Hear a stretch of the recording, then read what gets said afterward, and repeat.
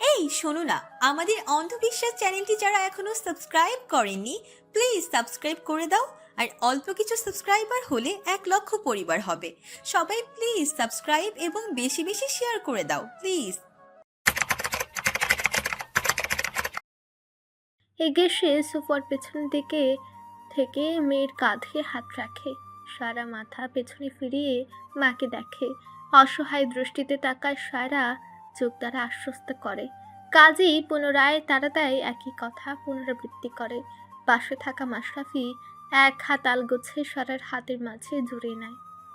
আপনি কি স্বেচ্ছায় কোনো প্রকার চাপ সৃষ্টিপূর্বক মুনারা শেখের পুত্র শেখ মাশরাফি সাহেবকে নগদ 5,50,000 টাকা দেনমোহরে বিবাহ করতে রাজি আছেন? রাজি থাকলে বলুন আলহামদুলিল্লাহ কবুল। সারা মাশরাফির হাতটা শক্ত করে চেপে ধরে, কাঁপা কাঁপা কণ্ঠে বলে, আলহামদুলিল্লাহ, কবুল। এরপর কাজী মাশরাফির দিকে ঘুরে তার উদ্দেশ্যে বলে, আপনি কি স্বেচ্ছায় কোনো প্রকার চাপ সৃষ্টিপূর্বক আরাফাত সিকদারের ছোট কন্যা সারাহা সিকদারকে নগদ 5,50,000 টাকা দেনমোহরে বিবাহ করিতে রাজি আছেন? রাজি থাকলে বলুন আলহামদুলিল্লাহ কবুল। মাশরাফি সময় ব্যয় করে না, চোখ বন্ধ করে একবার ছোট বোনটার মুখ স্মরণ করে একশ্বাসে 3বার বলে, আলহামদুলিল্লাহ কবুল। বরকনের স্বাক্ষর ও সাক্ষীদের স্বাক্ষর গ্রহণের মাধ্যমে বিবাহ সম্পূর্ণ করে কাজে ঘোষণা দেয়, সাক্ষীদের উপস্থিতিতে ইসলামী শরীয়তের সকল বিধিবিধান মেনে আপনাদের বিবাহ সম্পূর্ণ হলো। আজ থেকে আপনারা স্বামী স্ত্রী। সকলের মুখে চওড়া হাসি ফুটে ওঠে। অন্যদিকে তাদের থেকে বেশ অনেকখানি দূরত্বে দাঁড়িয়ে আছে সিরাত। সে ছলছল নয়নে সামনের দিকে তাকিয়ে আছে। চোখের পলক পড়ছে না তার। চোখের সামনে ভাসছে মায়ের বাড়িয়ে দেওয়া ভরসার হাতটা। সে সময় সে সারার পেছনেই দাঁড়িয়েছিল। সারা যখন এদিক সেদিক খুঁজছিল, আর এর পরপরই যখন সায়রা বেগম ছলছল নয়নে এগিয়ে আসে, কাঁধে ভরসার হাতটা রাখে, সবটাই সে দেখেছে। তার থেকে বেশ কিছুটা দূরে দাঁড়ানো নাহিলের চোখে পড়ে মায়ের ভেজা চোখজোড়া। সে অন্যদের থেকে সরে মায়ের কাছে এগিয়ে যায়। সে যেতে যেতে সিরাত সিঁড়ি বেয়ে উপরে উঠে যায়। নাহিলও পিছু পিছু যায়। তাদের পুরোটা সময় ধরে পর্যবেক্ষণ করে আরও একজোড়া চোখ। প্রাণপ্রিয় স্ত্রীর চোখের পানি, নাহিলের মায়ের প্রতি উদ্বিগ্ন মনোভাব, সবটাই সে দেখেছে। একবার এগোতে চেয়েও ফিরে আসে। নিজের ঘরে গিয়ে বিছানার এক কোণে গিয়ে বসে। তার চোখে এখন আর পানি নেই। সেখানে কেবল এক রাশ অসহায়ত্ব, ভাগ্যের প্রতি ক্ষোভ। প্রতিটা মানুষের জন্যই হৃদয় নির্দিষ্ট পরিমাণ জায়গা থাকে। একজন মানুষ কখনোই অন্য আর একজনের অভাব পূরণ করতে পারে না। সেই ফাঁকা জায়গাটা আজীবন ফাঁকাই থেকে যায়। তেমনি এত ভালোবাসা, এত আদর যত্ন তার নির্দিষ্ট মানুষটার অভাব পূরণ করতে পারেনি। তাই তো আর চোখের সামনে ওই দৃশ্য দেখে নিজেকে সামলে নিতে পারেনি। সেদিন তারও বিয়ে হয়েছিল। তার দু চোখেও মায়ের ভরসার হাতটা খুঁজছিল, কিন্তু সেদিন সে ওই দূরত্বটুকু খুঁজে এগিয়ে আসেনি। মায়ের জায়গায় মাতৃতুল্য চাচির হাতটা ঠাঁই পেয়েছিল। সে ভেবেছিল আজকের মতো একটা দিনে অন্তত তার মা এগিয়ে আসবে, কিন্তু তার ভাবনাকে ভুল প্রমাণ করে দিয়ে সে ঠায় দাঁড়িয়েছিল। কিন্তু আজ ছোট মেয়ের টানে ঠিকই এগিয়ে গিয়েছিল। সেও তো তার গর্ভজাত সন্তান। তবে তার প্রতি এত অবহেলা কেন? মনের মাঝে বাজতে থাকে কথাগুলো। পুনরায় উত্তরহীনভাবে তার দিকে ফিরে আসে। নাহিল ধীর পায়ে ঘরে প্রবেশ করে। এত সময় দরজার বাইরেই দাঁড়িয়েছিল। মনের মাঝে সংশয় ছিল যাবে কি না। তবে এখন মনে হচ্ছে মায়ের এখন কাউকে দরকার। সিরাত খাটের পাশের টেবিলে মাথা নিচু করে বসে আছে। ধ্যানে মগ্ন থাকা সিরাত তার আগমন টের পায় না। নাহিল তার পাশে গিয়ে দাঁড়িয়ে সংকোচ ভরা হাতটি এগিয়ে মাথায় রাখে। সিরাত চমকে উঠে তাকায় সেদিকে। নাহিল থতমত খেয়ে যায়, তবু স্বাভাবিকভাবে দাঁড়িয়ে থাকে। সিরাত নাহিলকে দেখে নিজেকে সামলে নিয়ে বলে, তুমি এখানে কি করছো? নিচে সবার সাথে গিয়ে আনন্দ করো। তুমি এখানে কেন? আমার কথা আমাকেই ফিরিয়ে দিচ্ছ, পাজি ছেলে। হই হুল্লোড়ে মাথা ব্যথা করছিল, তাই চলে এসেছি। নাহিল বিজ্ঞের ন্যায় মাথা নেড়ে কপাল কুঁচকে তাকায়, বলে, তুমি কাঁদছিলে কেন তাহলে? মাথায় ব্যথা কেউ কাঁদে? কখন কাঁদলাম আবার? তুমি দেখেছি তোমার চোখে পানি ছিল, তুমি সারা ফুফি আর দিদাকে দেখে কাঁদছিলে, তাই না? ভাবছিলে তোমার মা কেন তোমাকে সারা ফুফির মতো আদর করে না, এই জন্যই কাঁদছিলে। সিরাত হা করে তাকিয়ে থাকে ছেলের দিকে।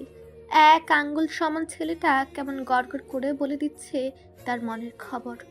তবুও একটু সামলে বলে, তেমন কিছু না, এমনি সারহা আপু চলে যাবে তাই তাই মন খারাপ করছিল। নাহিল তার কথায় তার গা ঘেঁষে পাশে বসে, কাঁধে হাত রেখে বলে, বাবা ঠিকই বলে, তোমাকে দিয়ে মিথ্যা হয় না। বাদ দাও, এখন ফটফট বলে ফেলো তো দেখি তোমার সমস্যার সমাধান করতে পারি কিনা। সিরাত কপাল কুঁচকে বলে, খুব বেশি বুঝদার হয়ে গেছো, কিছু হয়নি, তুমি শুধু শুধু চিন্তিত হয়ে পড়েছো। তুমি যাও, আমি একটু পরেই চলে আসবো। একদম মিথ্যা বলবে না, তুমি নিজেই কিন্তু আমাকে মিথ্যা বলতে নিষেধ করো, তাহলে এখন তুমি কেন মিথ্যা বলছো? আমি কিন্তু বুঝতে পারি কখন তুমি মিথ্যা আর কখন তুমি সত্যি বলো। তাই বলো, আমি যা বলেছি তাই কি ঠিক কিনা? সব ছাড়ো, নিচে কি সবাই খেতে বসছে? জানি না, আমি দেখিনি, তোমাকে যা জিজ্ঞাসা করছি তাই বলো, কথা ঘোরানোর চেষ্টা করো না। সিরাত বুঝে নেয় এ ছেলে নাছুর বান্দা, আজ তার পিছু ছাড়বে না। এ হলো। সে দীর্ঘশ্বাস ছেড়ে বলে, তোমার মা কি তোমাকে আদর করে ভালোবাসে? নাহিল একটু ভাবুক হয়ে পড়ে, একটু সময় নিয়ে বলে, আমার মা তো আমাকে অনেক অনেক আদর করে ভালোবাসে। কেন? আমার মা আমাকে আদর করে না, ভালোবাসে না, সব সময় আমার থেকে দূরে দূরে থাকে। সে শুধু আমার ছোট বোনকেই ভালোবাসে। সেটা তো তুমিও জানো, আমিও জানি এবং সবাই জানে। এখন সেটা ভেবে কষ্ট পাচ্ছ কেন? আচ্ছা ভাবো, তোমার একটা ভাই বা বোন আসলো, তারপর তোমার মা তোমাকে ভালোবাসা বাদ দিয়ে শুধু তাকেই ভালোবাসে, তাকেই আদর করে, আর তোমাকে সবসময় বকাঝকা করে। এমন একটা সময় যখন তাকে তুমি পড়ে গিয়ে ব্যথা পেয়েছো, তখন তাকে তুমি ডেকেছো, সে শুনেও তোমার কাছে আসেনি। কিন্তু অন্যদিকে তোমার বোন বা ভাই যখন ব্যথা পেয়ে তাকে ডাকলো, তখন সে ঠিকই গেল, তখন তোমার কেমন লাগবে? নাহিল সিরাতের কথা শুনে তার দিকে তাকিয়ে থাকে। কি বলা উচিত সে জানে না। ছোট মনের নাহিল তখন উত্তর দেয়, তুমি তো জানো সে তোমাকে ভালোবাসে না, তুমি কেন বা ডাকবে? তোমাকে যারা ভালোবাসে তাকে ডাকবে। আমি ভালোবাসি, বাবা বাসে, তুমি আমাকে ডাকবে। আমি তো তোমাকে সবার চেয়ে বেশি ভালোবাসি, তুমি আমাকে রেখে কেন দিদাকে ডেকেছো? আমি তো একটা উদাহরণ দিয়েছি শুধু। এমন পরিস্থিতিতে তুমি কি করতে? কিছু করতাম না। আমি তো জানি সে আসবে না, তাই ডাকবও না। যদি আশেপাশে কেউ না থাকে তখন নিজেই উঠে দাঁড়ানোর চেষ্টা করব এবং নিজেই ওষুধ লাগিয়ে ব্যথা সারাবো। সিরাত হেসে নাহিলের মাথার চুলগুলো হাত দিয়ে এলোমেলো করে দিয়ে বলে, তুমি তো সাহসী, শক্তিশালী ছেলে। আমি তো সাহসী না, আবার শক্তিশালীও না। সিরাতের মুখটা ম্লান হয়ে আসে। নাহিল উঠে দাঁড়ায়। সে সিরাতের সামনে সোজাসুজি দাঁড়িয়ে তার মাথা টেনে এনে তার বুকের সাথে মিশিয়ে নেয়। সে উচ্চতায় কম হওয়ায় একটু সমস্যা হয়, তবে সিরাত ছেলের মনোভাব বুঝে সে নিজেই মাথা নিচু করে মিশে নেয়। নাহিল মাথায় হাত বুলাতে বুলাতে বলে, তোমার শক্তিশালী ছেলে আছে না, শুধু সব সময় তোমার সাথে সাথে থাকবে। একটা সময় তুমিও শক্তিশালী হয়ে যাবে, তুমি আর কখনো এজন্য কাঁদবে না। আমি আছি না, আমি সব সময় তোমাকে ভালোবাসবো। নতুন ভাই বোন থাকলেও ভালোবাসবো, তুমি কখনো কষ্ট পাবে না। আর তোমাকে কাঁদতে দেখলেও আমরাও কান্না পাই। এরপর যদি দেখি কেঁদেছো, বাবাকে বলে অনেক বকা খাওয়াবো, আমিও বকে দেবো তোমাকে। তাই নাকি? কিন্তু বকলে তো আরো কান্না পাবে। কম করে বকে দেবো, আর বকা খেয়ে কাঁদলে সমস্যা নেই, কিন্তু তারপরও কখনো এসব ভেবে কাঁদবে না। কেউ না ভালোবাসলেও আমি আর বাবা তোমাকে ভালোবাসি। তুমি ভালোবাসো বুঝলাম, বাবা কই ভালোবাসে? সে তো খালি ধমক দেয়। বাবা যখন আমাকে বকে, আমি যখন বাবাকে জড়িয়ে ধরি, একটু একটু কান্না করে বাবার সাথে কথা বলেই না, তখন বাবা বলে যাকে বেশি ভালোবাসি তাকে বেশি বকে।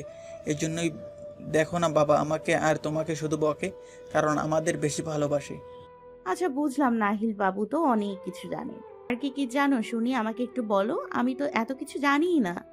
মায়ের প্রশংসায় নাহিল একটু লজ্জা পায়। সে তো তার মন খারাপ দূর করতে এসব বলেছে, তাই বলে তা কিছুটা বাচ্চাদের মতো এসব বলবে? মুখের উপর প্রশংসা করলে লজ্জা লাগে না বুঝি তার? সে তার কথার কোনো জবাব দেয় না। সেটা তো আর কিছু বলে না, চুপ করে পড়ে রয় ছোট্ট বুকটার মধ্যে। বুকটা ছোট হলেও এই বুকে তার জন্য ভালোবাসার অভাব নেই। নাহিলের মুখে তার মাকে নিয়ে কখনো কোনো কথা শুনেনি, কখনো ছেলেটা মায়ের কথা তুলেওনি, না তাদের বিয়ের পরে না আগে। দরজার পাশ থেকে ছায়ামূর্তিটা সরে যায়, তার মুখে চওড়া হাসি দেখা যায়। ছেলে তার দায়িত্ব পালন করে দিয়েছে। সে সিঁড়ি বেয়ে নিচে নেমে আসে আবার। নাহিল যাওয়ার পরপরই সেও কি মনে করে পিছু নিয়েছিল। পুরো সময়টা দরজার পাশ থেকে সবটা পর্যবেক্ষণ করে। তারপর যেমন নীরবে এসেছিল তেমন নীরবে সরে যায়। পড়ে রয় কেবল তারা দুজন। টেবিলে সকলকে খাবার দেওয়া হয়েছে। সারাদিনের ধকলে মিথিলার শরীরটা খারাপ লাগছে। মাছ মাংসের গন্ধে তার শরীর গুলাচ্ছে, তাই তাকে বিশ্রাম করতে পাঠিয়ে দেওয়া হয়েছে। সকলকে খেতে দিয়ে রামিম একটা প্লেটে করে সাদা ভাত ও সবজি নিয়ে আসে, কেননা মাছ মাংসের গন্ধ মিথিলা এই মুহূর্তে সহ্য করতে পারছে না। ঘরে প্রবেশ করে দেখে মিথিলা একটা পাতলা কম্বল মুড়ি দিয়ে শুয়ে আছে। রামিম এগিয়ে গিয়ে বিছানার পাশের টেবিলে প্লেটটা রেখে তার বাহু ঝাঁকিয়ে ডাকে। মিথিলা তার ডাকে ঘুরে তাকায়, তার চোখে মুখে ক্লান্তি। খাবে না? বিকেল হয়ে এসেছে প্রায়। এখন খেতে ইচ্ছে করছে না। খেয়েছো সেই 10টা-11টার দিকে। এভাবে এত সময় না খেয়ে থাকলে শরীর ঠিক থাকবে? রেখে দাও, পরে খেয়ে নিব। না, এখনই খাবে। ওঠো, বসো, আমি খাইয়ে দিচ্ছি। সবজি আর সাদা ভাত এনেছি। মিথিলা কোনো কথা না বলে উঠে বসে, হেডবোর্ডে হেলান দেয়। আর রামিম হাত ধুয়ে এসে তার সামনে বসে ভাত মেখে মুখে তুলে দেয়। মিথিলা তার দিকে তাকিয়ে থেকে খাবার মুখে নেয়। খাওয়ার মাঝামাঝি সময় এসে মিথিলা বলে, এত আদর যত্ন কি শুধু এই বাচ্চাটার জন্য? রামিম তার কথার অর্থ অনুধাবন করতে পারে না। মানে? না, বহুদিন যাবত তো এমন যত্ন পাইনি, তাই জানতে চাইলাম। আসলে সারাদিনের কর্মব্যস্ততায় তোমার তো সুযোগই হয়ে ওঠে না বউয়ের দিকে নজর দেওয়ার, তাই বললাম। রামিমের কপাল কুঁচকে আসে, বলে, এসব কি ধরনের কথা? এখন কেনই বা তুলছো এসব? তুমি ভালো করে জানো আমি ঠিক কতটা পিছিয়ে থাকি। সেটাই তো বললাম, সবার বেলার সময় হলেও আমার জন্য 24 ঘন্টায় 5টা মিনিট সময় হয় না খেয়েছি কিনা, কেমন আছি এটুকু জানার জন্য। এখন তো ঠিকই সময় হয় ঘন্টায় ঘন্টায় খেয়েছি কিনা, শরীর ঠিক আছে কিনা এসব জানার জন্য। আচ্ছা বাদ দাও সেসব কথা, খাওয়াচ্ছিলে খাও। রামিম কিছু সময় স্ত্রীর মুখের দিকে তাকিয়ে থেকে পুনরায় মুখে খাবার তুলে দেয়। খাওয়া শেষে মুখ ধুয়ে প্লেট নিয়ে বেরিয়ে আসে।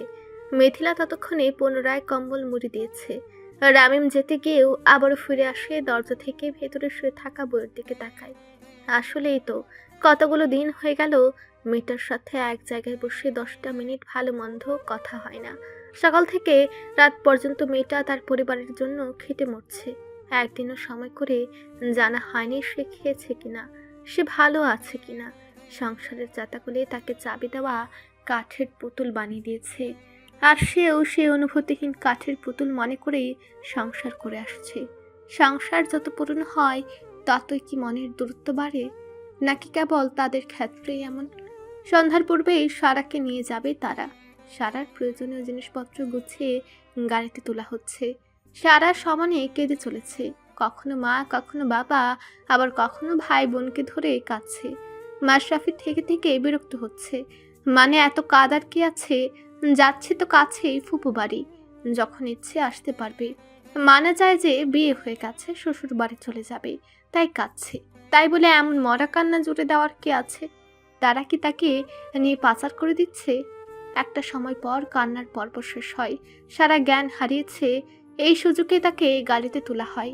পাশে বসা মুনিরা বেগম সে এক হাতে জোরে ধরে রেখেছে। আরাফাত শিকদার মেয়েকে জামাইয়ের হাতে তুলে দিয়ে আড়াল করে চলে গেছেন। ছোট মেয়েটা তার বড় আদরের। এত বড় একটা দুর্ঘটনার পর মেয়েকে কাজ ছাড়া করতে চাননি, কিন্তু সৃষ্টিকর্তা তাদের জন্য উত্তম কিছু ভেবে রেখেছেন। তাই তো মেয়েটাকে পুত্রতুল্য মাশরাফির হাতে তুলে দিয়েছে। আর রামিম এগিয়ে আসে মাশরাফির দিকে, তার এক হাত মুঠোয় পুরে বলে, ভাই, আমার ছোট্ট বোনটাকে তোর হাতে তুলে দিলাম। আজ থেকে ওর ভালো মন্দ দেখার দায়িত্ব তোর। আমি ওর চোখে কখনো পানি দেখতে চাই না, কোনো অভিযোগ শুনতে চাই না। তোর ভরসাতেই তোর হাতে তুলে দিলাম। যদি কখনো মনে হয় আর রাখা সম্ভব না, তখন আবার সই সালামত ফিরে দিয়ে যাস। আজ থেকে ওর জিম্মামত তুই। মাশরাফি তার এক হাত রাখে রামিমের হাতের উপর, চোখ দ্বারা আশ্বস্ত করে সবটা। দূরে দাঁড়ানো মিথিলা সব কিছু দেখলো, সবটাই শুনে আর মনে মনে বলে, ভাই হিসেবে নিঃসন্দেহে তুমি সেরা, ছেলে হিসেবে তোমার তুলনা হয় না, বাবা হিসেবে একজন আদর্শ বাবা হবে, তবে স্বামী হিসেবে সে স্থান ত্যাগ করে। মাশরাফিদের গাড়ি শিকদার বাড়ির আঙিনা ত্যাগ করে। একে একে সকলে ঘরে উঠে, সবার মন ভার। রাতের খাওয়া দাওয়া কোনো রকমে করে যে যার ঘরে চলে যায়। রাত 12:30, সবাই গভীর ঘুমে মগ্ন। আজ ঘরের ভেতরে দৃশ্য ভিন্ন। প্রতি রাত রওনাফ সিরাতের বুকের উপরে থাকলেও আজ সিরাত ঠাঁই নিয়েছে রওনাফের বুকে। গভীর রাতে ফোনে পরপর আসা নোটিফিকেশনের শব্দে সিরাতের ঘুম ভেঙে যায়। হাতড়ে ফোনটা হাতে তুলে নেয়। ফোনটা রওনাফের। একটা অপরিচিত নাম্বার থেকে একের পর এক মেসেজ আসছে। ফোনের পাসওয়ার্ড তার জানা। ফোনের লক খুলে প্রবেশ করে হোয়াটসঅ্যাপে। চোখের সামনে যা দেখে তা দেখে একবার রওনাফের দিকে তো একবার ফোনের স্ক্রিনের দিকে তাকায়। শীতের সকাল, ঠান্ডা হাওয়া বইছে। অন্য দিনের তুলনায় আজ ঠান্ডার পরিমাণ বেশি। আজ শেখদার বাড়ির লোকজন যাবে শেখ বাড়িতে। ছোট পরিসরে গো-ভাতের আয়োজন। কেবল নিকট আত্মীয় ছাড়া কাউকে দাওয়াত করা হয়নি। সকালবেলা ঘুম থেকে উঠে বিছানায় বসে আছে সারা। আশেপাশে কাউকে দেখতে পাচ্ছে না যে তাকে নামতে সাহায্য করবে। দরজার দিকে ওকে ঝুঁকি দিয়ে দেখছে বসার ঘর, ডাইনিং থেকে মানুষজনের কণ্ঠস্বর ভেসে আসছে। তবু ডাক দেওয়ার সাহস হচ্ছে না। অন্যদিন হলে এতক্ষণে বাড়ি মাথায় তুলত সে। তবে এখন এটা আর তার ফুপুর বাড়ি নেই, এটা হয়ে গেছে শ্বশুর বাড়ি। তাই তো এত সংকোচ লজ্জা। অন্তদন্ত পায়ে মাশরাফি ঘরে প্রবেশ করে। সে খুব ভোরে ঘুম থেকে উঠেছে। বাড়িতে লোকজন কম, তাই সেও হাত লাগায়, অন্যদের সাথে সবকিছু তদারকি করে। কাল অনেক ধকল যাওয়ায় সকাল সকাল আর সারাকে ডাকেনি। মেয়েটাকে ঘুমন্ত অবস্থায় রেখে সে বেরিয়ে গেছিল।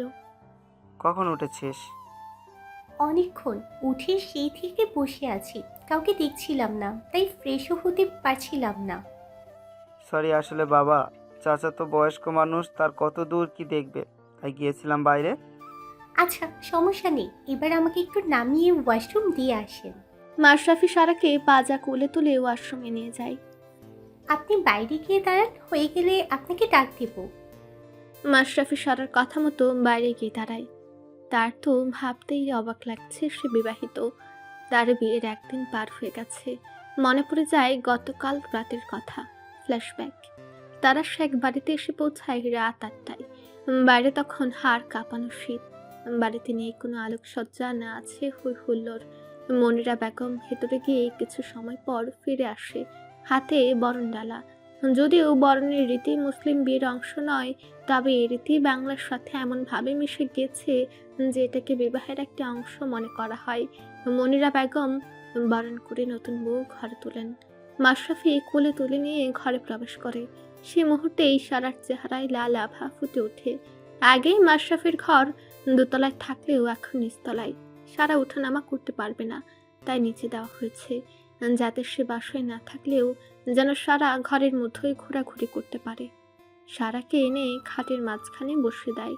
তাকে রেখে বাইরে চলে যায় মাশরাফি। কিছু সময় পর ঘরে আসে মনিরা বেগম ও মাশরাফির ফুফাতো বোন। তাকে পোশাক পাল্টাতে সাহায্য করে। ভারী পোশাকটা পাল্টে তাকে একটা পাতলা সুতির 3 পিস পরে দেওয়া হয়। একে একে শরীরের সকল গহনা খুলে মনিরা বেগমের হাতে দেয়। মনিরা সব গয়নাগুলো একত্রিত করে গয়নার বাক্স রেখে সাথে করে নিয়ে যায়।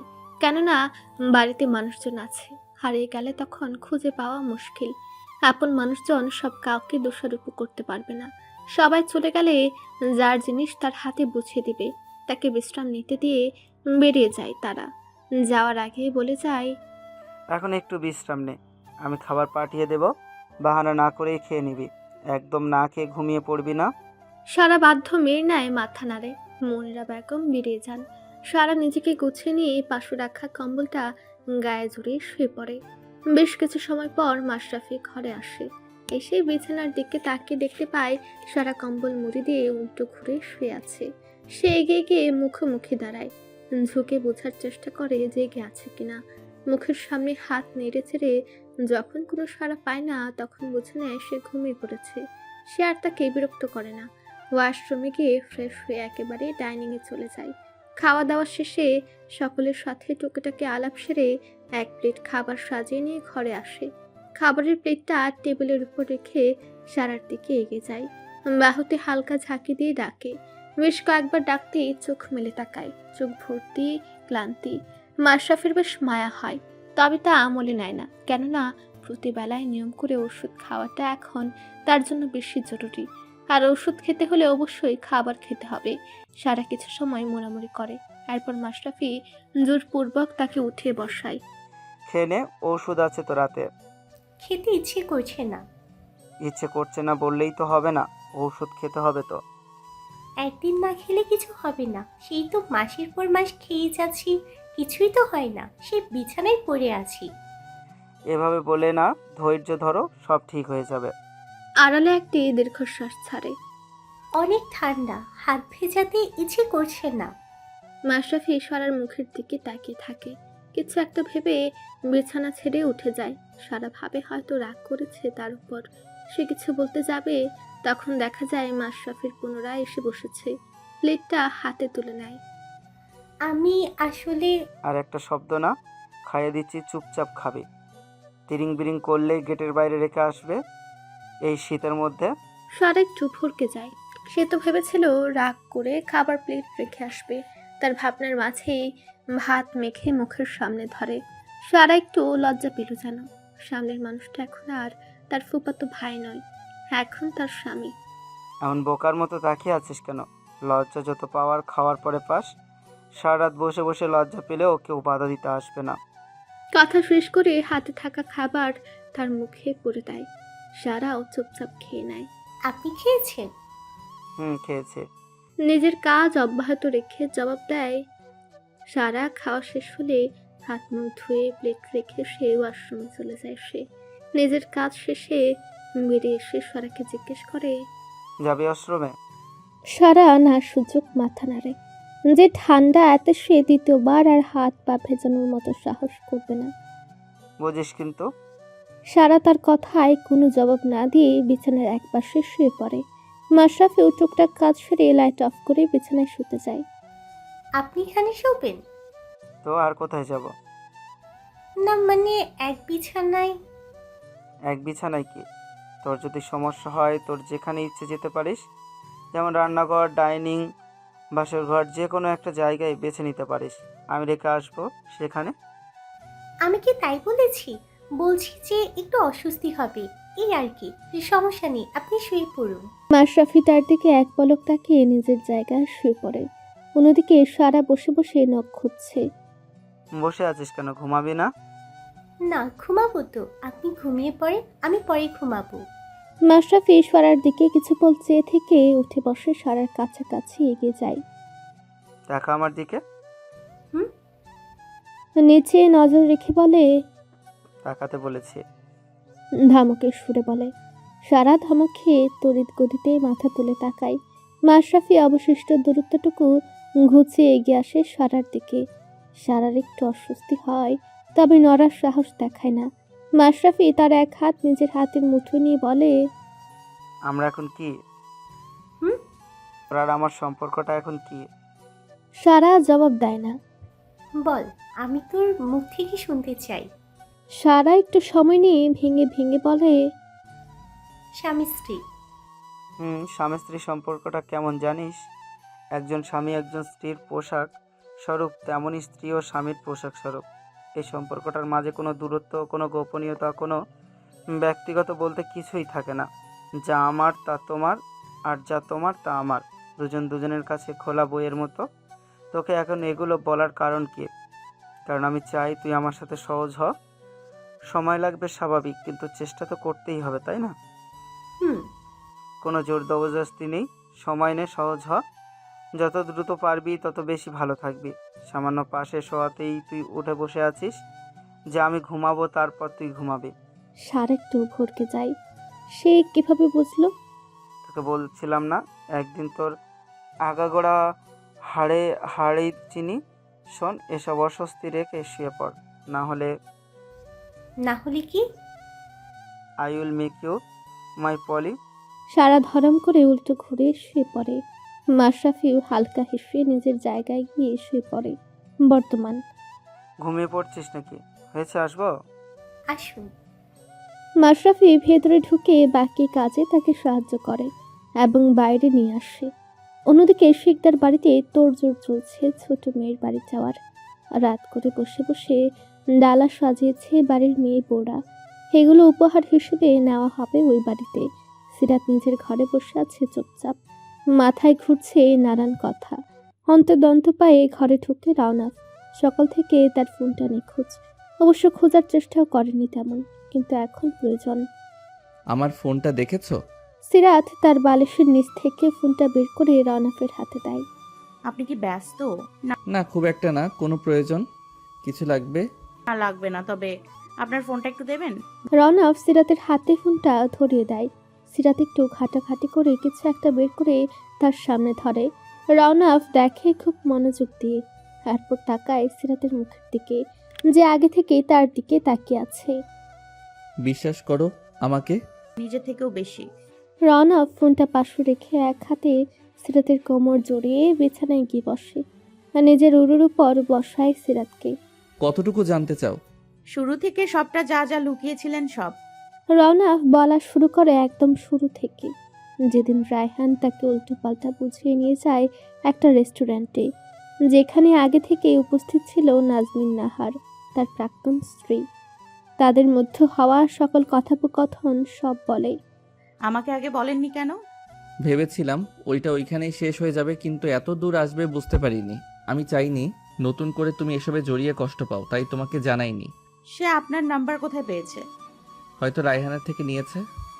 রায়হান ভাইয়া তো আপনার বন্ধু, তবে সে সব জেনে শুনে কেন নাম্বার দেবে? ও আমার বন্ধু হওয়ার আগে নাজনীনের ভাই। মানে কেমন ভাই? আমাদের সম্পর্কের শুরু থেকে রায়হানের অবদান ছিল অনেক বেশি। পরিবারের কেউ যখন রাজি না, তখন ও নাজের অভিভাবক হিসেবে দায়িত্ব পালন করে। রায়হান আর নাজের সম্পর্কটা ভাই বোনের চেয়ে অনেক বেশি। আজ ওকে নিজের বড় ভাইয়ের মতোই সম্মান করত, আর রায়হানও নিজের ছোট বোনের মতো স্নেহ করে। ও, সে তো সবটাই জানে, তবুও কেন? ভাই হয়ে বোনের দুঃখ দেখতে পারিনি, তাই এসব করেছে।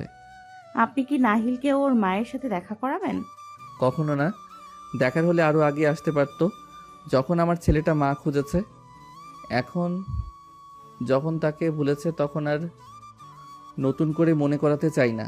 একটা কথা রাখবেন আমার? বলো, কি কথা? এমন কিছু বলো না যা আমার পক্ষে রাখা সম্ভব না। আপনি রায়হান ভাইয়ের সাথে মিশবেন না।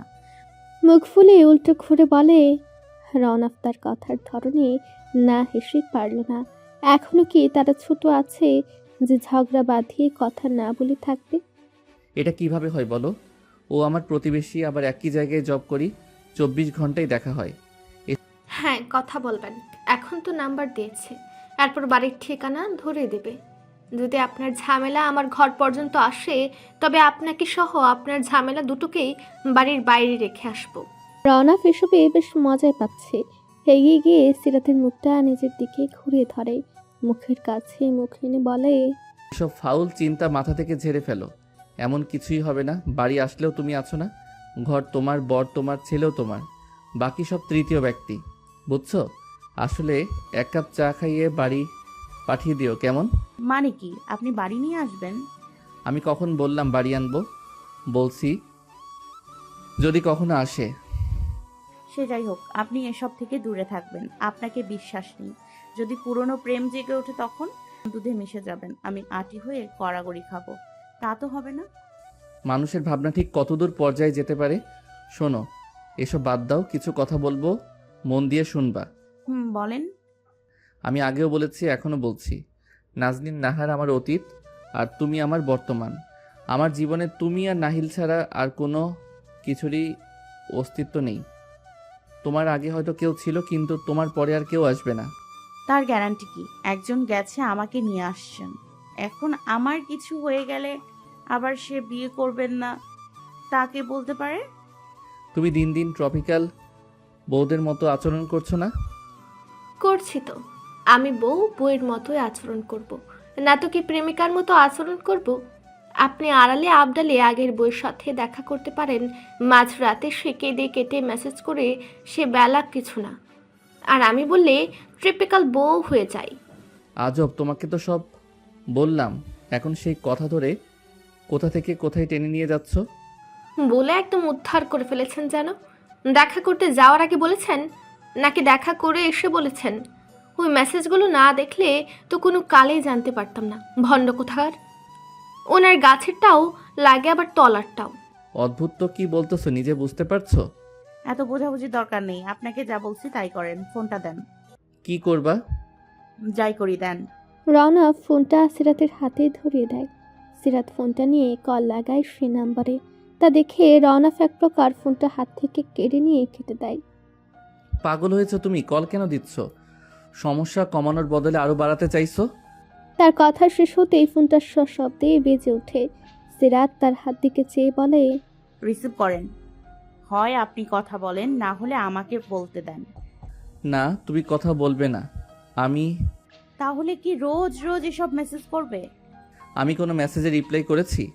কথার ফাঁকে কল কেটে গিয়ে পুনরায় নতুন উদ্যমে বেজে ওঠে। সিরাত ফোন নেওয়ার বাহানায় আছে, আর রওনা তার দু হাত চেপে ধরে রেখেছে। সিরাতের কোনো নড়চড় না দেখে রওনা হাত আলগা করে। পরপর 3 বার বেজে কেটে যাওয়ার পর পুনরায় আবারও যখন বেজে ওঠে, রওনা ফের অন্যমনস্ক ভাবের সুযোগ নিয়ে ঝাঁপিয়ে পড়ে তার উপর। বিছানা ফেলেই হাত থেকে ফোন কেড়ে নিয়ে রিসিভ করে। রওনাফও হাল ছেড়ে দেয়। সে শুয়ে পড়ে বইয়ের কাণ্ড কারখানা দেখে। হ্যালো রৌনক, কতবার কল দিচ্ছি, রিসিভ করছো না? হাই, আমি রনফ না, মিসেস রনফ বলছি। কলটা তখন আমিই দিয়েছি। ও আচ্ছা, রৌনক আছে আশেপাশে? ওনাকে একটু দেওয়া যায়? আছে, কিন্তু দেওয়া যাবে না। কি বলবেন আমাকে বলেন, আমি বলে দিব। না, কথাটা তাকেই বলতে হবে। তাহলে আর বলার দরকার নেই। যেটা বলতে কল দিয়েছিলাম, আপনি কখনো ওকে আর মেসেজ দিবেন না, আর না দেখা করার চেষ্টা করবেন। প্রথমবার তাই ভদ্রভাবে বলেছি। পরবর্তীতে এমন কিছু ঘটলে বয়সের খাতিরে যে ভদ্রতা দেখিয়েছি তার দেখাবো না। দেখুন, আমি শুধুমাত্র আমার ছেলের সাথে একবার দেখা করার জন্য তার সাথে যোগাযোগ করছি। একবার দেখা করে দিতে বলেন, আমি আর কখনো বিরক্ত করব না। আমার জানা মতে আপনার কোনো ছেলে আমাদের কাছে নেই। যে আছে সে আমার আর রওনাফের ছেলে। আর আমি আমার ছেলেকে বাইরের কোনো মানুষের সাথে হুটহাট দেখা করতে দেব না। যতই নিজের ছেলে দাবি করেন, সত্যিটা পাল্টে যাবে না। সে আমার গর্ভজাত সন্তান। এটা শুনে ভালো লাগলো যে আমার সন্তানকে আপন করে নিয়েছেন। জন্ম দিলেই মা হয়ে যায় না কেউ। মা হতে হলে যোগ্যতা লাগে। বাকিটা আর নাই বলি। কতটুকু জানো তুমি আমার সম্পর্কে? যতটুকু জানলে একটা সম্পূর্ণ অপরিচিত মানুষকে মন প্রাণ দিয়ে ঘৃণা করা যায়। কিছু জানো না তুমি। তোমাকে যতটুকু বুঝিয়েছে তুমি ঠিক ততটুকুই বুঝেছো। সে কেবল তার দিকটা ঠিক রেখে তোমাকে বলেছে সবার কাছে আমাকে খারাপ বানিয়েছে।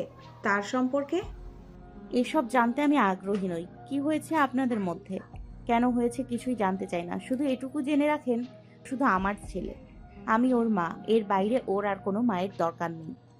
রোনাপের কাছে দাও, আমি ওর সাথে কথা বলবো। আমি ওর কথা শুনতে চাই। তারও একই কথা, সে কখনোই তার ছেলেকে আপনার সাথে দেখা করতে দিতে চায় না।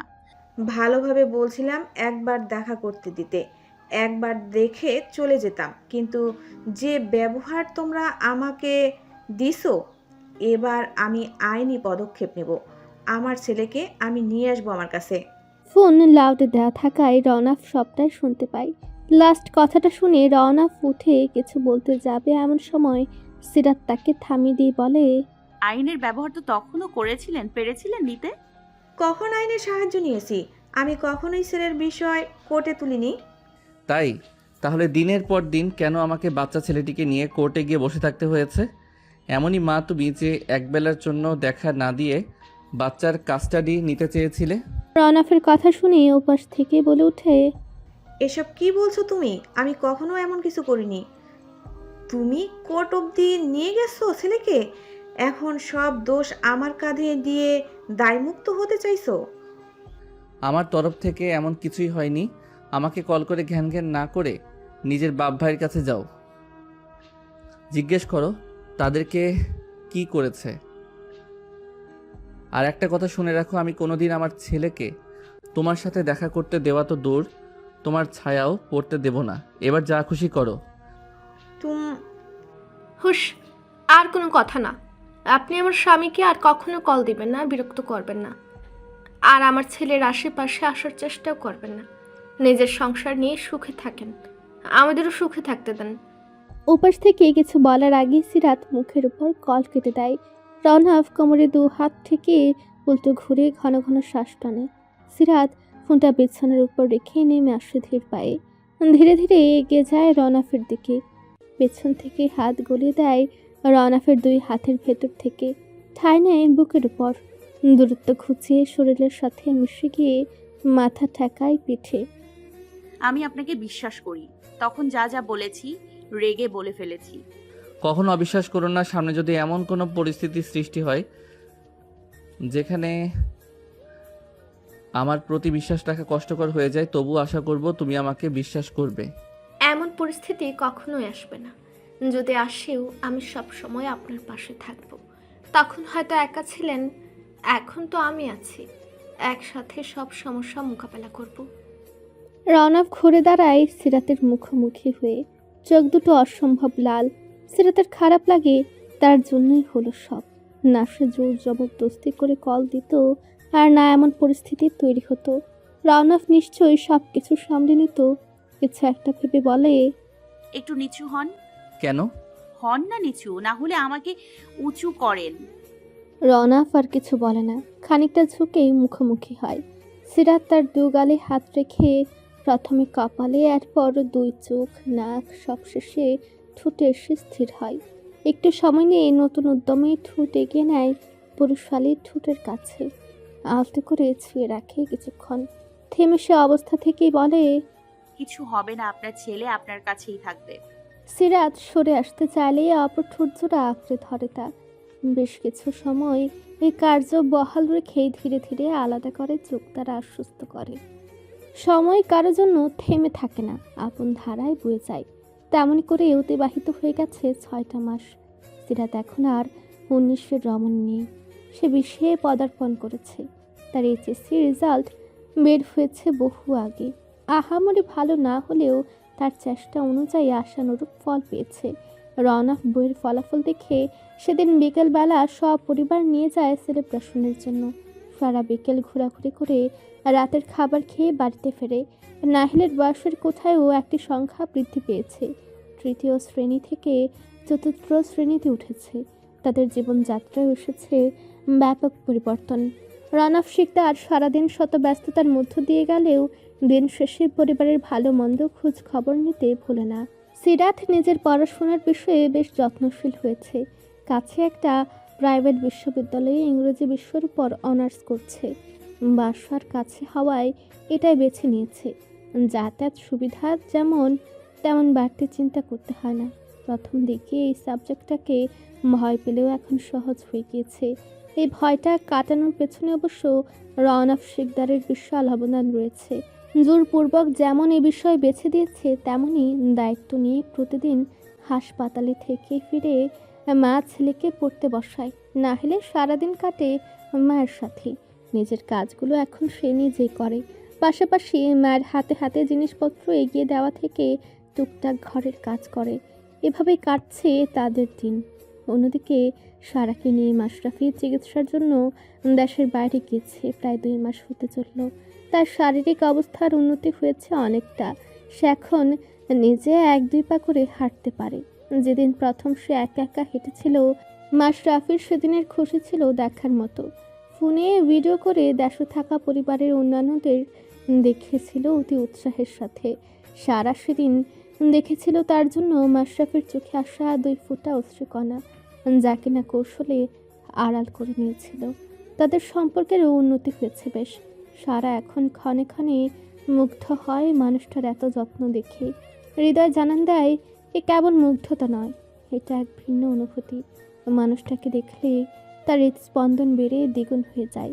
আজকাল মানুষটা তার আশেপাশে থাকলেও ভালো লাগে, তাকে নিয়ে ভাবতেও ভালো লাগে।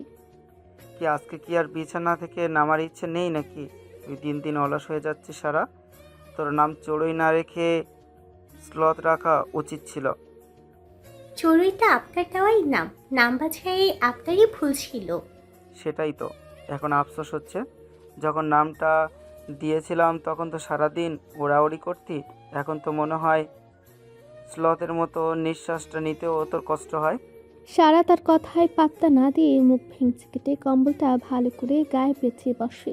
এখানে বছরের অধিকাংশ সময়ে শীত পড়ে। সারা এখানে চিকিৎসার জন্য এলেও এখানে জীবনের শ্রেষ্ঠ কিছু মুহূর্ত কাটিয়েছে। প্রতিদিন সকালে অ্যাপার্টমেন্টের ব্যালকনি থেকে যে মনোরম দৃশ্য দেখা যায়, রাতের শহর দেখা যায়, এখানে আসার পরে বেশ কয়েকদিন ঘোরাঘুরি করে কাটিয়েছে।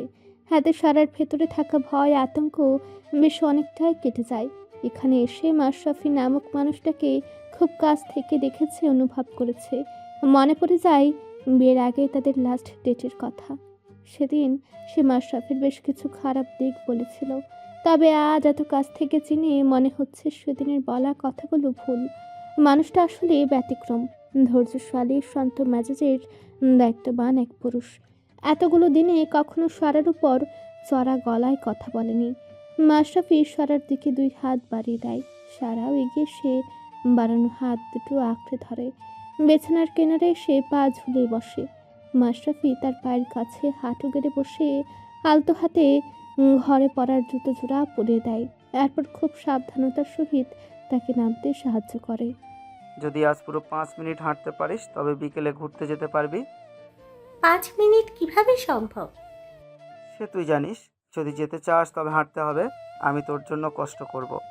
সারা পথ হুইল চেয়ার ঠেলে নিয়ে বেড়াবো, বিনিময়ে তুমি কিছু দিবে না তা তো হবে না। সারা নত মুখে বলে। আমি চেষ্টা করব। মাশরাফি সারার হাত ছেড়ে দেয়, তাকে চোখের ইশারায় হাঁটতে বলে। সারা ধীরে ধীরে এক পা করে এগোয়, পেছন পেছন মাশরাফিও এগোয়। এটা নিত্যদিনকার দৃশ্য। সারা সামনে সামনে হাঁটে, সেও তার পেছন পেছন থাকে, পাছে যদি আবার পড়ে যায়। 3 মিনিটের মাথায় সারার পা টলতে শুরু করে। পেছন ঘুরে মাশরাফির দিকে অসহায় দৃষ্টি নিক্ষেপ করে। মাশরাফি তা দেখেও না দেখার ভান করে। সারা মনে মনে ব্যথিত হয়, আবারও নতুন উদ্যমে চলতে আরম্ভ করে। 5 মিনিট হতে 5 থেকে 10 সেকেন্ড বাকি। এমন সময় সে হাল ছেড়ে দেয়। মাশরাফি তাকে 2 হাতের মধ্যে জড়িয়ে নিয়ে চওড়া হাসি দেয়। সারার মুখেও হাসি দেখা যায়। গ্রেট সারা, তুই চেষ্টা করলেই পারিস, কিন্তু সেই চেষ্টাটাই করতে চাস না। এখনো তো 5 মিনিট হয়নি। পুনরায় চেহারায় আধার নামে। কোনো ব্যাপার না, আজ হয়নি কি কাল হবে। এখন থেকে বেশি বেশি করে হাঁটবি, বুঝলি? যত দ্রুত ঠিক হবি তত তাড়াতাড়ি আমরা বাড়ি যেতে পারবো। মলিন মুখে জবাব দেয়। হুম। মাশরাফি সারার মুখটা উল্টো দিক থেকেই উঁচু করে কপালে ঠোঁটের উষ্ণ পরশকে বলে। মন খারাপ করিস কেন? মাত্র 5-10 সেকেন্ড কোনো বিষয় হলো? তুই তো চেষ্টা করেছিস, তাই না? এখন মন খারাপ করে থাকে না, চল ফ্রেশ হয়ে খেতে হবে, ঔষধ আছে। এরপর বিকেলে আমরা ঘুরতে যাব। তো নিয়ে যাবেন? অবশ্য, কেন নয়। এখন ঝটপট খেতে চল।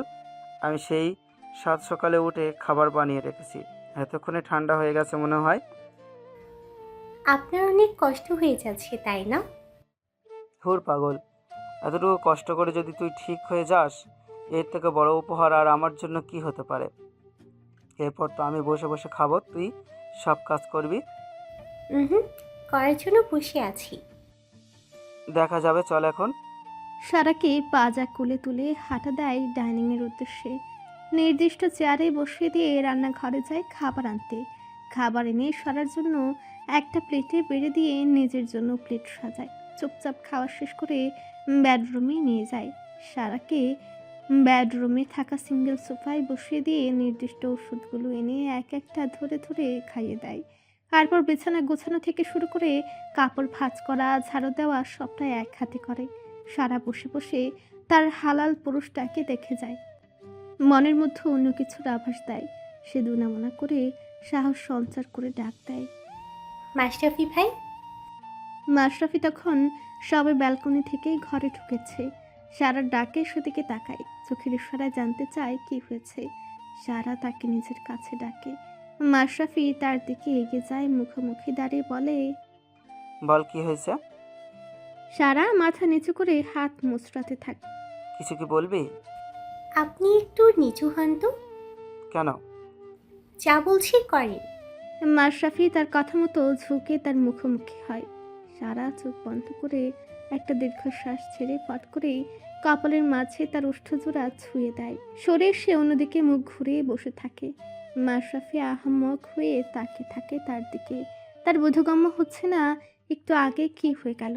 খানিকটা সময় চুপ থেকে বলে ওঠে, আয়হান, এটা তুই কি করলি চড়ুই?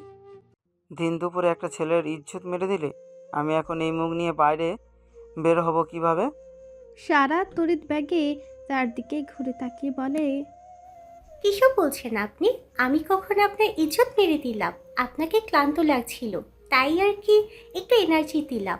মুভিতে দেখেছিলাম হিরোরা যখন ক্লান্ত থাকে হিরোইনরা এভাবেই তাদের ক্লান্তি কাটায়। একেই বলে অল্প বয়সে পাকলে দুঃখ থাকে চিরকাল। দিলে যখন একটু ভালো করে দিতি, কোনো ফিলই তো পেলাম না। এর থেকে ভালো আমি পারি না। না, তোকে শিখিয়ে দিই। মানে? মাশরাফি হাঁটু গেড়ে বসে সারার সামনে মুখটা এগিয়ে নেয় তার দিকে।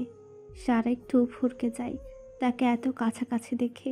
সরে আসতে নিলে মাশরাফি এক হাতে কোমর পেঁচিয়ে কাছে নিয়ে আসে। সারা অস্বস্তিতে চোখ মুখ খিচে নেয়। মাশরাফি এক হাতে দু চোয়াল চেপে ধরে তার ওষ্ঠজোড়া এগিয়ে নেয় মেলি ঠোঁটের ভাঁজে। নরম স্পর্শ এতটাই নরম যে সারার মেলির সত্তাকে কাঁপিয়ে তোলে। শক্ত হয়ে বসে থাকে সারা। তা দেখে মাশরাফি তার অধৈর্য যুগল ছেড়ে দেয়। এমন গাঢ় হয়ে বসে আছিস কেন? তো কি করব? মাথা নিচু করে মিনমিন করে বলে, এটাও বলে দিতে হবে? রেসপন্স কর। না। দ্বিতীয়বার যদি বলতে হয় তাহলে বুঝে নিস তোর খবর আছে। দ্বিতীয়বার মানে কি? কোনো জবাব না দিয়ে পুনরায় জায়গা করে নেয় নরম অধৈর্য যুগলের মাঝে। সারা এবারেও চুপ। মাশরাফি অধৈর্য হয়ে দাঁত বসিয়ে দেয় সেথায়। সারা ব্যথা অনুভব করে বুঝতে পারে এই অশ্লীল পুরুষের ইঙ্গিত, তাই সেও ধীরে ধীরে সাড়া দেয়। বই সাড়া পেয়ে মাশরাফি ধীরে ধীরে আরও অস্থির হয়ে ওঠে। এক হাত ছড়িয়ে যায় কোমরের আশেপাশে। এক পর্যায়ে তা পোশাক ভ্যাদ করে ভেতরে প্রবেশ করে। উন্মুক্ত উদরের মাঝে এলোমেলোভাবে বইতে থাকে। সারা হাঁসফাঁস করে ওঠে। মাশরাফির সহ্য হয় না সেই নড়াচড়া। হাতটা ধীরে ধীরে উপরের দিকে উঠে নেয়। নাগাল পায় মেলি নরম ও সংবেদনশীল অংশের। সারা আর সহ্য করতে না পেরে খামচে ধরে উন্মাদ পুরুষের মাথার পেছনের চুল। এক হাত বুকে রেখে ধাক্কা দিতে থাকে। হাতে এক চুলও নড়াতে সক্ষম হয় না। মাশরাফি এবার ধীরে ধীরে আলাদা করে ওষ্ঠজোড়া। ঘন ঘন নিঃশ্বাস ফেলতে থাকে। কোনো কিছু না ভেবেই সারার ঘাড়ে ও দু পায়ের নিচে হাত গলি কুলে তুলে সোজা বিছানার দিকে হাঁটা দেয়। সারার আতঙ্কে মুখটা ফ্যাকাশে হয়ে যায়। সে কিছু বলবে এমন সময় মাশরাফি তার দিকে কড়া দৃষ্টি নিক্ষেপ করে। তা দেখে চুপসে যায় সে। আলতোভাবে এনে বিছানায় শুয়ে দেয়। নতুন উদ্যমে আবারও এগিয়ে যায় ঠোঁটের দিকে। প্লিজ না। বেশি তিরিং বিরিং করবি তো বেলকনি থেকে ছুঁড়ে বাইরে ফেলে দিব। গায়ে থাকা ওড়না টেনে আলাদা করে দেয়। ঠোঁটের ভাঁজে ঠোঁট রেখে হাত ছুঁয়ে যায় নরম অংশে। এবারে ঘটায় আরেক কাণ্ড। গায়ে থাকা লং শার্টের বোতামগুলো একে একে খুলে শরীর থেকে আলাদা করে ছুঁড়ে দেয় দূরে কোথাও। সারা অস্বস্তিতে কুঁকড়ে যায়। সারা উপর থেকে সরে নিজের গায়ে টি শার্টও খুলে নেয় ব্যস্ত হাতে। খানিক সময় নিয়ে চোখ বোলায় মেলি দেহের ভাঁজে। এগিয়ে ঠোঁট বসায় গলার ভাঁজে। ধীরে ধীরে নিচে নামতে থাকে। সারা এই পর্যায়ে ধৈর্য হারা হয়ে চুল খামচে আটকে দিয়ে নিচে সরে বলে, প্লিজ, আমি অসুস্থ তো, বুঝেন একটু। আমি জানি আমার সীমানা কতটুকু। সীমানা অতিক্রম করব না, ভয় নেই। একবার সুস্থ হয়ে বাড়ি চল, সব সুদে আসলে উসুল করব। এখন চুপ থাক, আমাকে শান্ত হতে দে। সারা নিশ্চিন্ত হয়। ঘড়ির মাঝে উল্টো পাল্টা কিছু করে বসলে তার যেমন শরীরের ক্ষতি, তেমনই মাশরাফিও নিজেকে দোষারোপ করবে, যা সে মানতে পারবে না। মানুষটাকে নতুন করে আর অনুশোচনার সাগরে ডুবিয়ে দিতে চায় না। সিরাতের ক্লাস শেষ করে নাহিলের স্কুলের সামনে থাকা ছাউনির নিচে বসে আছে। আজ রোদের তাপটা অন্য দিনের তুলনায় অনেকটা বেশি। গলা শুকিয়ে কাঠ হয়ে গেছে। বোতলের পানিও শেষ। নাহিলের ছুটি হতে এখনও আধ ঘন্টার মতো বাকি। দূরে একটা ডাবওয়ালা দেখে সে সেদিকে এগিয়ে যায়। 3টা ডাব কেনে, একটা নিজের জন্য, একটা নাহিলের, আর একটা বাসায় নিয়ে পুডিং বানাবে। 3টা ডাবই কেটে নেয়, একটা খেয়ে একটা নাহিলের জন্য রেখে 3 নাম্বারটার পানি তার বোতলে ভরে নেয় এবং প্রতিটার ভেতরের অংশ তুলে টিফিন বক্স ধুয়ে তাতে নেয়। হ্যাঁ, এত ভারী জিনিস বয়ে নেওয়ার চেয়ে এভাবে নেওয়াটা বেশ ভালো। নিজের বুদ্ধি দেখে নিজেই তারিফ না করে পারল না। নিজের কাজ শেষ করে আবারও আগের জায়গায় ফিরে আসে। ছুটির ঘন্টা বাজে, স্কুলের গেট খুলে যায়, একে একে বাচ্চারা বের হয়ে আসে, তাদের সাথে নাহিলও রয়েছে। রোদে তার মুখ লাল হয়ে আছে। বন্ধুদের থেকে বিদায় নিয়ে মায়ের কাছে আসে। সিরাত তার ওড়নার এক মাথা দিয়ে ছেলের ঘামযুক্ত মুখটা মুছে দিয়ে পাশে বসতে ইশারা করে। পাশে রাখা কাটা ডাবটা তার হাতে দেয়। তুমি খাবে না? আমি খেয়েছি, এটা তোমার। দ্রুত শেষ করো, এটাও কেটে আনবো ওই ডাবওয়ালার থেকে। নাহিল পানিটুকু খেয়ে বাকি অংশটা মায়ের হাতে দেয়। সিরাত তার হাত ধরে আবারও এগিয়ে যায় ডাবওয়ালার নিকট। ডাবওয়ালা ডাব কাটতে কাটতে একবার সিরাতের দিকে তো একবার নাহিলের দিকে তাকায়। আম্মা, হ্যাঁ আপনার কি হয়? ছেলে চাচা ওই স্কুলেই পড়ে, ক্লাস 4-এ। ডাবওয়ালা অবাক হয়ে তার দিকে তাকিয়ে বলে, হাসায় আপনার পোলা? তা পোলা কি মিছামিছা হয়? ডাবওয়ালা তার পান খাওয়া লাল লাল দাঁতগুলো বের করে একটা হাসি দিয়ে বলে, আপনারে দেখলে বোঝা যায় না আপনার এত বড় একখান পোলা আছে।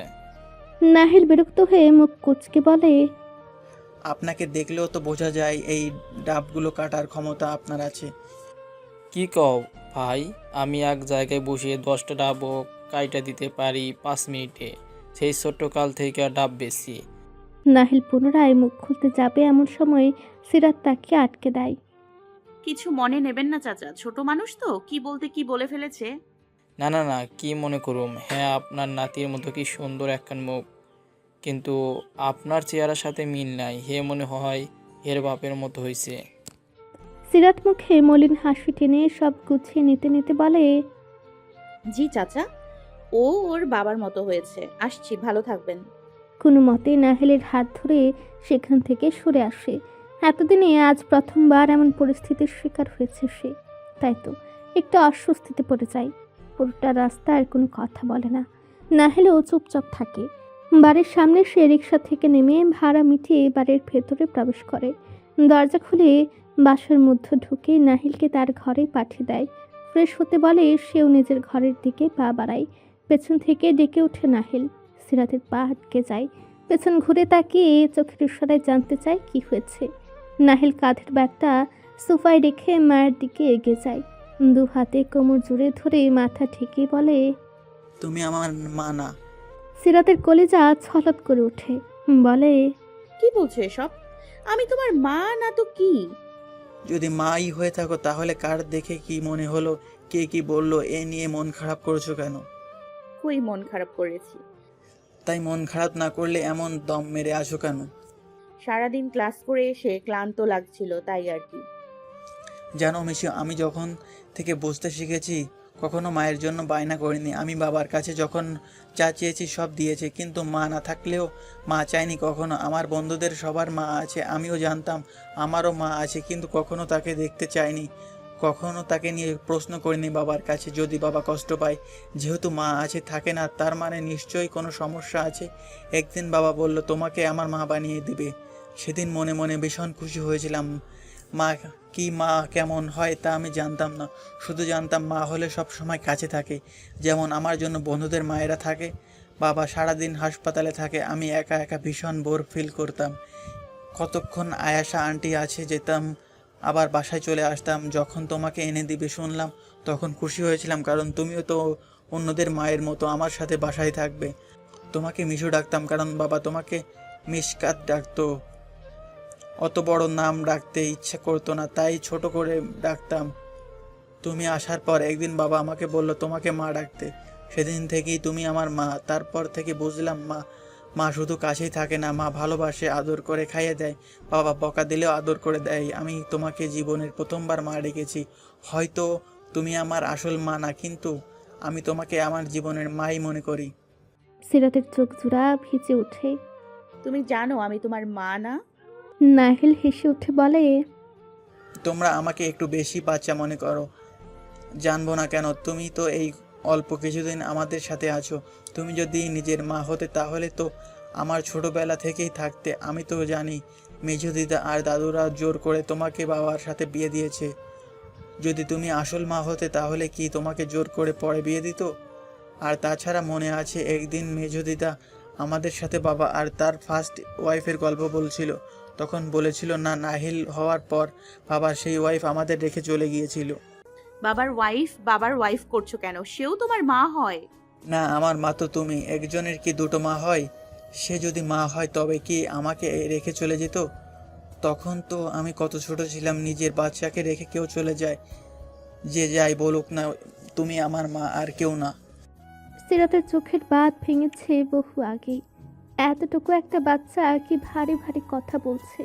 সে হাত বাড়িয়ে দু হাতে আঁকড়ে ধরে শক্ত করে বলে, যদি কখনো সে এসে তোমাকে চায়, তুমি কি আমাকে রেখে চলে যাবে? নাহিল তার শরীরের সাথে মিশে গিয়ে বলে, বলেছি তুমি তো আমার মা, আমি কেন যাব অন্য কারোর সাথে? আর তুমি কি তোমার বাচ্চা তার সাথে যেতে দিবে? সিরাত হাঁটু গেড়ে তার সামনে বসে। নাহিলের মুখটা দুই হাতের মাঝে নিয়ে অসংখ্য চুমু খায়। কপাল, চোখ, নাক, পুরো মুখমণ্ডল। নাহিলও খুশি মনে মায়ের আদর নেয়। আর যদি কখনো দেখি এসব নিয়ে মন খারাপ, তাহলে আমি নানুর বাসায় চলে যাব। নানুর বাসায় যাবে মানে?